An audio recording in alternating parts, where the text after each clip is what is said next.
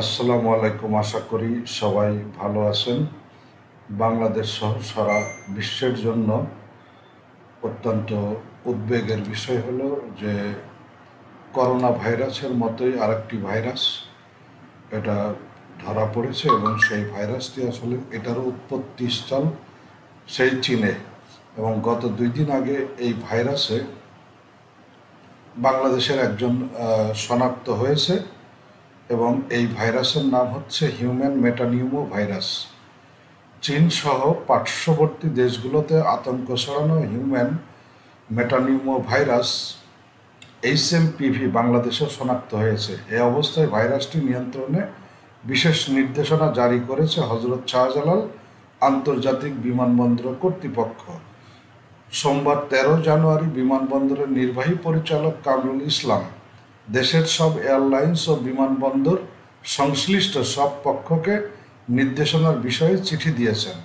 বিমানবন্দর কর্তৃপক্ষের বিশেষ ওই নির্দেশনায় বলা হয়, সম্প্রতি স্বাস্থ্য অধিদপ্তরের রোগ নিয়ন্ত্রণ শাখার নির্দেশনা অনুযায়ী বিমানবন্দর সংশ্লিষ্ট সবাইকে HMPVর বিষয়ে সতর্কতামূলক ব্যবস্থা নিতে বলা হয়েছে। তবে বিষয়টি নিয়ে আপাতত আতঙ্কিত হওয়ার কিছু হয়নি। বিমানবন্দরের যাত্রী, স্টাফ ও দর্শনার্থীদের সবাইকে মুখে মাস্ক রাখা ও হ্যান্ড স্যানিটাইজার ব্যবহারে উৎসাহিত করা হয়েছে। যদি কারোর মধ্যে জ্বর, কফ, শ্বাস ছোট হওয়ার মতো HMPVর লক্ষণ দেখা দেয়, সেক্ষেত্রে তাৎক্ষণিক বিমানবন্দরের হেলথ সার্ভিসে জানাতে হবে। দেশের বিমানবন্দরের ফ্লাইট পরিচালনাকারী দেশ ও বিদেশি এয়ারলাইন্সগুলোকে নিজ নিজ অবস্থান থেকে এবং যেসব দেশে HMPVর আক্রান্ত রোগী রয়েছে সেসব দেশ থেকে যাত্রী আনার ক্ষেত্রেও সতর্কতামূলক ব্যবস্থা নিতে হবে। প্লেনের ভেতর যদি কারোর মধ্যে জ্বর, কফের মতো HMPVর লক্ষণ দেখা দেয়, সেক্ষেত্রে তাৎক্ষণিকভাবে বিমানবন্দরের হেলথ সার্ভিসে জানাতে হবে। তো এই ছিল আসলে নির্দেশনা, যেটা বাংলাদেশ বিমানবন্দরের নির্বাহী পরিচালক কামরুল ইসলাম উনি জানিয়েছেন। তবে বিশেষজ্ঞরা বলছে HMPV, এই যে হিউম্যান মেটানিউমো ভাইরাস, এই ভাইরাসের কিন্তু 2001 সাল থেকে বাংলাদেশে আসে। এমনকি এই ভাইরাসের বিরুদ্ধে মানুষের মধ্যে যথেষ্ট অ্যান্টিবডিও তৈরি হয়েছে, যে কারণে করোনা ভাইরাসের মতো এই ভাইরাস নিয়ে এত ভয়ের কিছু নেই।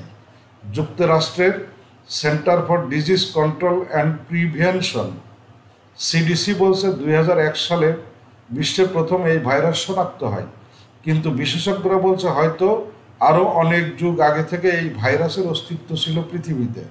কেউ কেউ বলছে 1958 সাল থেকেই রোগটা আসে বলে যোগসূত্র পাওয়া যায়, এবং CDC বলছে এই ভাইরাসে আক্রান্ত হলে যে কোনো বয়সী মানুষের ব্রঙ্কাইটিস বা নিউমোনিয়ার মতো অসুখ হতে পারে। তবে এখন পর্যন্ত এটি শিশু, বয়স্ক মানুষ এবং যাদের ইমিউন সিস্টেম দুর্বল তাদের মধ্যেই বেশি দেখা গেছে। তো আমরা যেটা বুঝলাম যে আসলে এই ভাইরাসটা নিয়ে করোনার মতো আতঙ্কিত হওয়ার কিছু নাই, কিন্তু সাবধানতাও অবলম্বন করা উচিত। কারণ রোগ তো রোগই, আসলে যে কোনো সময় যে কোনো রোগ থেকে বড় ধরনের বিপর্যয় আসতে পারে, যে কোনো রোগ থেকে মানুষের আসলে মৃত্যু ঘটতে পারে।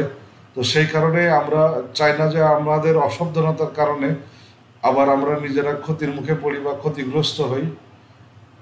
সাবধানে থাকবেন সবাই, অবশ্যই মুখে মাস্ক ব্যবহার করবেন এবং সেই সাথে নিয়মিত হাত স্যানিটাইজ করবেন। ভালো থাকবেন সবাই।